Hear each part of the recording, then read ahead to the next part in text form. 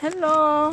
Heto ang talipapan ni Sebia, tapat ni Macbel Store at Palwa Norte. Dito tayo bibili ng iluto nating gulay. Heto mga gulay niya. May kamatis, pipino, talong, gabi, sayote, repolyo, kamote, kalabasa, patatas, at mga seeds.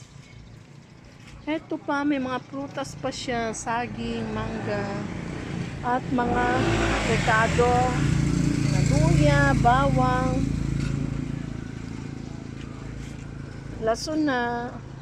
Lasuna is sibuyas. Ay, may mangga pa siyang na balatan at nandun yung bugong alamang niya dito, isa usawa sarap.